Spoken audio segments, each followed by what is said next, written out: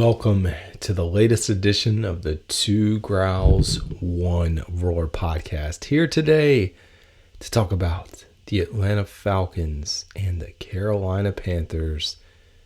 Sunday, December 17th, 2023, 1 o'clock kickoff in Charlotte, North Carolina. Atlanta Falcons are currently favored by 3 points. The over-under is 34 points. Welcome in, folks. I am so glad that I only have 4 more of these to do. At this point, I said it on X that I am so tired every week. If you follow me, every week I post the NFC South matchups, previews, really for my own sanity and sake, to be able to quickly pull up my tweet, X, whatever, and see who's playing who within the NFC South. Because that was fun in the beginning because, I'm sitting there tracking it and I'm like, oh my gosh, the NFC South is losing. The Panthers are losing. The NFC South is bad. The NFC South is still bad. And I'm thinking like, okay, this is going to be fun, as we get in late in the season and the Panthers are fighting. It's not fun anymore. Not fun when all 3 teams in the NFC South are competing for the division, and we're sitting at home. But I will say this, from hearing some of the reports that have come out this week from some of the players, like, our team is ready to spoil Atlanta's possible run at an NFC South crown. Somebody's going to win this division. We're getting closer and closer to a team with a losing record winning the division, but somebody's going to come away with the NFC South. Still trying to figure out who in the world that's going to be. But let's dive in. Hey, folks, if you enjoyed last week's pod, I say last week, if you enjoyed the last episode, let me know, because that's the ultimate goal moving forward. I'm not doing it in today's episode. I'm not doing the segments, primarily because I've only had time to sit down and think about the preview segment, or here I am, preview, post-game breakdown segment. I will have a pre-game preview segment that I'll be putting together. I was going to try to wing it today, not the show, but putting together those segments, and I just didn't feel like it. Like, I was like, well, I could probably think of a few, but that's part of my end of year just planning for the show, figuring out how to streamline, because I personally enjoyed this segment, sessions a little bit more than kind of the normal flow of the show, really, because it puts me in a box to think about certain things in a different way and highlight key areas, and I'll continue to improve that. In the off season, I'll also continue the segments. We're not going to be previewing any games or anything like that, but I'll still keep the same philosophy to keep the show running. And I'm ready for that too, man, because it's just been a pretty busy year, you don't say, right? So we got a little bit of Panthers news, right? One, we're going to be rocking black helmets. I don't know if that means all black uniforms this week, or black helmet, black top, white pants, black, white. Not sure what the jersey combo is, but fans, hey, when there's nothing to be excited about in the Carolinas, that gives you a little bit of juice there. I personally am in favor of the black helmets more. I'd also like to see like a white alternative, similar to what we see with the Cincinnati Bengals. But we will have that going for us. What we won't have going for us is the fans in attendance that are Carolina Panthers fans. Now, Atlanta's short trip away, whether it's a flight or a drive, I looked at some of the resale prices for the tickets coming in, and I've seen everything this week from like $5 to $10. I don't know how legitimate it was. I guess there was like one ticket, and that's why, for 45 cents. Like, if you're solo, single dude, you live in and around Charlotte, and you just want to go to a game, or if you're a person that wants to enjoy football, 45 cents to go to an NFL game, and I'm sure the taxes and fees will make it like $25 by the time you go through StubHub or Vivid Seats, SeatGeek, whoever you use. But hey, maybe, nothing going on for you this weekend, go for it. So they won't have that going for them. Other news as it relates to the stadium. So if you follow the show, you remember way back when the naming rights to the stadium expired, and there was talks or thoughts that Bank of America was not going to renew the naming rights for the stadium, Bank of America Stadium, the Vault, but they are. So we got news that Bank of America is going to renew, or they did renew. Let's see, they extended the partnership, and I want to tell you the timeline if I can pull it up here. They've been the partner since 2004. So here we go. Yeah, since 2018. Oh, here we go. Tepper had to write this. Since 2018, Bank of America Stadium has grown from hosting around 10 football-focused events. Who would have imagined that an NFL stadium could host 10 football-focused events per year? Who would have imagined an NFL stadium could host 8 regular season games as well as 2 preseason games? I, for one, would have never expected that, if I'm being honest. I hope y'all are watching the video. You can see the freaking sarcasm on me. But they went from that to nearly 40 major ticketed events annually. But that's not it. Attracting visitors to the stadium from all 50 states, Washington, D.C., Puerto Rico, and 31 countries. This includes the upcoming Duke's Mayo Bowl on December 27th that you don't want to miss. You don't want to miss North Carolina and West Virginia, with North Carolina sitting out Drake May and Tez Walker and all those guys. You don't want to miss another performance of a North Carolina football team under Mac Brown fumbling away the game. And I don't know, maybe they turn something on and actually win something there. Man, this was not where I planned to take this. In the preview, and in 2022, more than 1.85 million tickets were distributed for Bank of America Stadium events. Look at that. We do know about the Copa America. We know about soccer. I joked today, I wouldn't mind. I don't know why I am drawn into Charlotte FC. As someone that's maybe watched like one Charlotte FC match. But I'm drawn into it, and I don't know why, but I was joked that I should, in all my other spare time, spin off like a Ted Lasso type podcast where I, as a true football fan that doesn't know that much about soccer, tries to get in the weeds of the soccer community and understand. And hey, this actually ties together as we talk about news. Man, this whole show today is just different. I promise we're going to preview the Falcons. Charlotte FC, owned by David Tepper, signed Dean Smith. And we've got all the Dean Smith jokes coming out, but my joke was not about Four Corners or any of those others that came out. My joke was, can he go and also coach the Charlotte Hornets? Like, why not? And I say Charlotte Hornets, man. Charlotte Hornets, when I think about where I am with this podcast, it takes a lot of time and energy to be focused on the Panthers.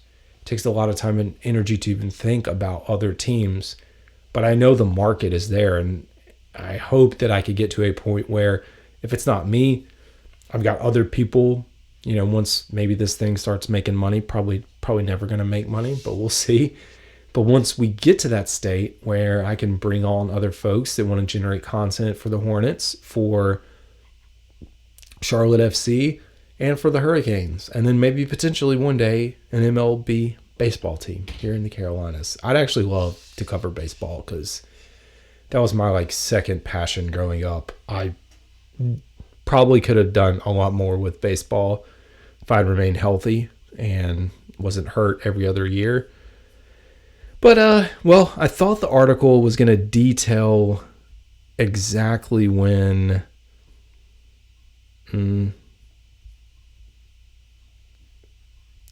No, I thought it would detail when it would the naming rights. Anyways, good news for the Carolinas. And we joked, hey, it's still going to remain the bank.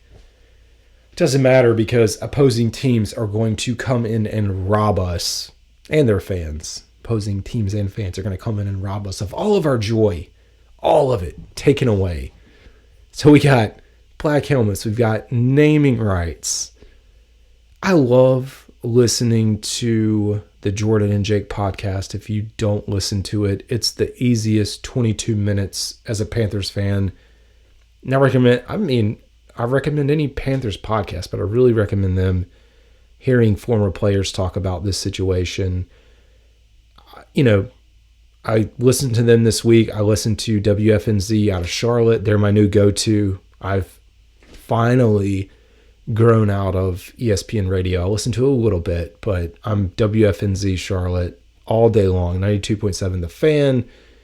I've talked about T-Bone, who follows me. Eventually I'll get him on, but I really love listening to him, the Kyle Bailey, Wesson Walker. It's fun, man. It's like I'm not in the city. I don't live there, but as someone who's far removed, I get to hear everything, and it's Panthers 24/7, Hornets. You throw in all the things that are happening in Charlotte, and it's just good for me. But other news is we are hearing that this Bill Belichick thing may be legitimate. One, that Bill reportedly is done in New England after this season. Like, that's the report that's coming out. We'll see what, if there's validity to that. And then you get this other leaked report, I think it's SB Nation, saying that David Tepper did want to explore, once Frank was fired, what it would take to get Bill Belichick in a trade with New England. And I'm like, I said it today, I removing Bill in this situation. How do these things keep getting leaked? Because we are putting ourselves in a position where we are not able to have the most bargain power when everyone knows and understands that that's what we're trying to do. You don't have a lot of power to negotiate. And so I say that because if I'm the Patriots, now it's like, well, do we hold on to Bill for a little bit and see if we can get some draft capital in this, out of this deal where we were going to fire him? But hey, the Panthers are probably going to deal us a little bit of, not that they have capital to trade. I'm sure they'll try to swing a good old Brian Burns or something that won't even make any sense into the mix. But who knows? Now let's look at the Week 15 injury report. Again, I recorded earlier in the week. So we're really looking early, as usual. And I say, go out, follow. You can just go to the team injury report, follow along during the week. Brian Burns did not practice today. Sorry. Screen wants to keep playing videos. I don't know why. But he did not participate in practice. It says ankle, but I also think just being a veteran, quite a few other guys, a few of them with rest, Troy Hill, J.C. Horn, Hayden Hurst. I think they should just shut down Hayden Hurst for the rest of the year. No reason to have him out there. Deshaun Jameson, DJ Johnson, Justin McCray, Taylor Moton, Jamie Robinson, Adam Thielen, who's resting, and Ian Thomas. Good gosh. The MASH unit is alive and well. I will say coming into this week, the Panthers did not practice on Monday. Victory Monday, but there's no victory here. At this point, though, you're 4 games to go. Give the guys some time off. What's it going to hurt? Just give them some reset. And that's what Chris Tabor did. He gave them a reset, and they got back at it today. And so we are going to prepare for the Atlanta Falcons, and we are going to prepare to try and win. I looked at the NFL's preview of this game. It's funny. If y'all follow along, I talk about how at the beginning of the season, a lot of these previews, 10, 11 minutes. Today might have been a record. It was like 3 minutes, 10 seconds. There's not that much to say. Atlanta's competing for a playoff spot, needs to win this game. Carolina's just ready to get into the offseason and move this whole entire season behind them. Flush it flush this season down the drain and move on. Now, these teams battled in week 1, Bryce's debut, 24-10 loss. We know they got the better of Bryce in that game. He had 2 interceptions. Thought about, are these rookie mistakes? They were sitting on the routes, and here we are, 13 games now into the season, and I don't think we're going to see much difference. I'm not saying Bryce is going to come out and throw, however many interceptions this week, but I wouldn't expect him to light it up. But on the opposite side of the ball, you've got Atlanta, who's like trying to figure out what they're going to be, what their future is going to be. They've got so many. You talk about Carolina versus Atlanta in terms of skill position players surrounding their quarterback. They just need a quarterback that can figure out how to be a quarterback. And Desmond Ridder, I don't think, is the long-term solution. If I'm Atlanta next offseason or this coming up offseason, I'm calling the Chicago Bears to inquire about Justin Fields, because they're likely going to want to move on from him. Go ahead, find out what his number is. See if there's any way that you can get Justin Fields and see what give him like a 1 or 2 year deal, make him prove it. And I mean, I shouldn't be recommending, other teams to be successful, but if that was them, that's what I would do. And you wonder, and I know we're talking Falcons this week, but I was also listening in on, just decisions about that have happened in the offseason, one of them being Derek Carr, and you look at our division, and I think that's what's most disappointing. When Derek Carr floated, coming into Carolina, it didn't happen. Frank probably wanted him, based on some of the things that we saw. But it's a tough time when you look at Desmond Ridder, how he's performed. Baker Mayfield did not do that great and beats Atlanta last week. He hasn't looked great all year. He's had his ups and downs. It was just, this division was open, and I'm ready to just close the chapter, though, just like you. Bryce Young was 20 of 38 for 146 yards, 1 touchdown. He was sacked twice in that first matchup, and Desmond Ridder threw for 115 yards. I tweeted this out, X'd it out, whatever you want to say, earlier this week as well. The number of quarterbacks that have thrown for more than, I believe it was like 250 yards against us, it's about 8. And it may be 200 yards. I think it's actually 200 yards or less, 8 quarterbacks. How does that happen, man? Like, how do you make that make sense? We now have the 4th best defense in terms of yards allowed in the NFL. The 4th best defense. And I talk about these last 4 games, and I know Tabor's at the helm. People are like, well, I'd love for us to get an offensive-minded coach and to keep Ejiro Evero. Ejiro is gone. He's either going to get an opportunity to be the head coach here, or he will get an opportunity to be a head coach somewhere else in this offseason. This cycle, there's going to be a lot of names, and he's proven it. He's proven it with the injuries that we've come up against on the defense. We've given up points, but we talk about how those points are given up, whether Bryce is actually throwing a pick six, whether we have a fumble return for a touchdown, getting the punt block that was returned. And so the points that are given up are not totally on the defense from the box score. You look at also field position from some of those turnovers and points off of turnovers.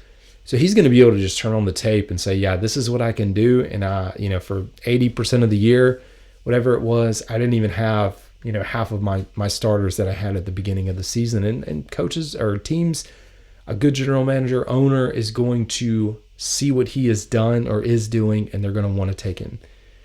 And I hope that he does find his spot. But for fans that think he's going to stick around to be the defensive coordinator again with all the turmoil, he's also seen all this firsthand. Now, see the candidate that maybe, as we talk about offensive coaches, that he's the defensive coach that we end up picking up? Could be. Let's preview this in a little more detail. Whew, and there's not much to go into, but we are the 30th worst offense in the league. The Carolina Panthers are. Atlanta's 15th, so right at the middle of the pack. Defensively, pretty good defense as well. 11th in total yards allowed compared to our 4th. We are 31st in passing, 21st in rushing, although I did X this out as well, that over the last 2 games, so we have 2 games in December, we have rushed for more yards as a team than we did in the entire month of October. And we're about 50 yards away from beating our total rushing yardage for November. So 2 games, we have more yards than we had in an entire month, 50 yards shy of what we had in the other month. So you would think we would get over that today. I think as we talk about game plan and strategy, if we can convince Thomas Brown that it's okay to give Chuba the ball in short yardage situations and it's okay to run the ball in short yardage situations, that we have a legitimate chance to win this game. I'm not jumping into prediction yet. I'll hold off on that. Rushing attack, yeah, they have the 6th best rushing attack. We struggled to stop the run. In the first game, I think they put up 130 yards rushing. A lot of that was powered by Algier and then Bijan Robinson, good looking rookie. So, what else we got? 2,300 passing yards for Desmond Ridder, 9 touchdowns to 9 interceptions. Bryce, 2,192 yards. They both have 9 touchdowns to 9 interceptions. Rushing attack, Chuba Hubbard, 644 yards, 4 touchdowns. Miles, decent. He looked good the last 2 weeks, 399 yards and 1 touchdown. So a little over 1,000 yards between the two. On the other side, you had Bijan Robinson with 790 rushing yards and 532 for Algier. Drake London had a pretty good game last week. We've seen a little bit of Kyle Pitts coming alive. Panthers, we've got Adam Thielen closing in on 1,000 yards, 85 receptions, 4 touchdowns. Jonathan Mingo has yet to score a touchdown. Is this the week? We say that every week. And it's funny, we also used to say, is this the week that Bryce throws for 300 yards? Ooh, doubt it. I'm a Bryce fan, so. Total yards. They got us by almost 700 yards in total yards. Talked about passing, rushing. Average yard per play, it's showing 5, but both of us average 5, but that has to be rounded up. Points scored. Let's see if I can pull this while we're here. We have Atlanta putting up about 19.3 points per game, and the almighty Carolina Panthers putting up 15.1. So we are back below, I think second worst offense in Panthers history as far as points per game. Ain't this fun, man? We've given up 8 fumbles on the season. They've given up 9 total interceptions. So I know they've alternated at quarterback. They've thrown 10. Sacks allowed, 51 sacks we've given up. 36 for Atlanta. Time of possession's pretty even. Penalties, that's a thing that I talked about too on X, that penalties have gone down a little bit. That was an issue earlier in the year with Frank Reich, and I think we've seen some improvements on that side of the ball. I don't know if it's scheme calls, what, discipline, but it has been a little bit better as of late. All right. This game, I looked at the NFL's predictions. Everyone's picking the Falcons. And if this... it's hard for me. It's hard for me to pick the Panthers. They're going to be rocking all black. It's the Inspire Change game. I know we'll be motivated, or the Panthers will be motivated, but at the same time, I'm like, we're just running out of gas. And maybe this week they figure it out. It is a division opponent. Brown talked about wanting to send this team, the Atlanta Falcons or any other team, home to sit on the couch, just like we will be, as in the Carolina Panthers, as we go into the postseason and playoffs, which I'm all here for. The passing attack, we have been a pass-heavy team. That's dropped. I think we're floating around 64% pass. So relying on the run, and I've said it the last few weeks, and I said that coming into the season that if this team was going to be successful, it wouldn't have been or would not be because Bryce is throwing for 3,000 yards or 3,000 is a lot. 4,000 yards. 3,000 is a lot for Bryce right now. And so I'd like to see us continue to getting that number down. Just keep running, keep pounding the ball. That's what our mantra is, and see where this goes. I want to pick the Panthers. As crazy as that sounds, I do want to pick them over an upset. It's one of those where it's hard for me to want to pick them just based off of what I've seen and how bad we did last week, even though we were really in that. We just got away. We find ways to lose or to make the worst out of every possible situation. I'm picking Atlanta to take this game 24-13. 24-16. I want to be shocked. I'm going up. Nope. 24-16. Yeah. I really do want to pick them, but it's tough, man. It's one of those, I want to see y'all win. It's not going to be, easy sledding, getting through this with Atlanta, Green Bay, Jacksonville, Tampa. Can we find one win out of that group?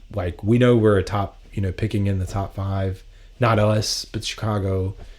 And as we look at the second, third, whatever rounds after that, that's where we're going to be picking.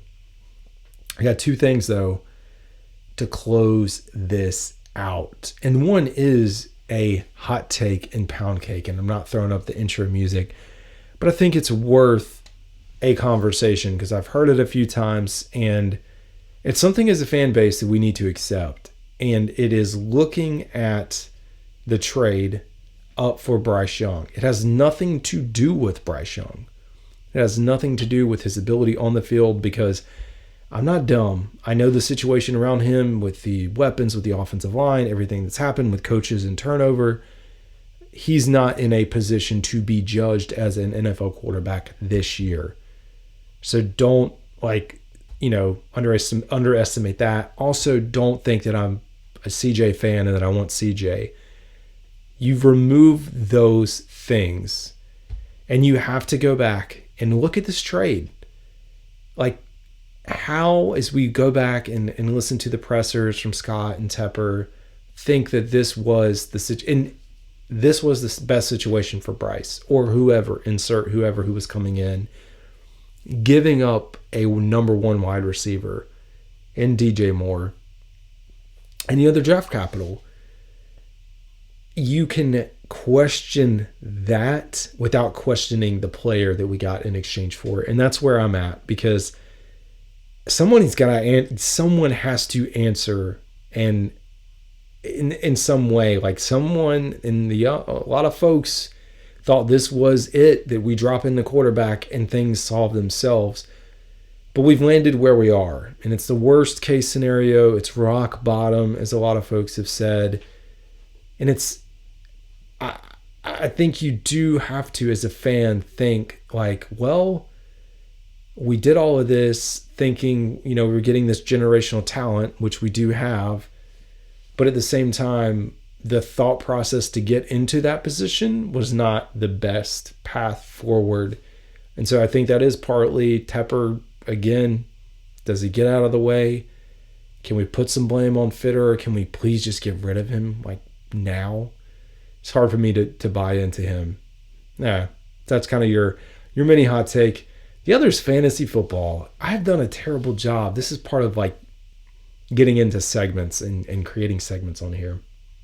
I've done a bad job talking about fantasy football this year. I have 2 leagues that I'm in.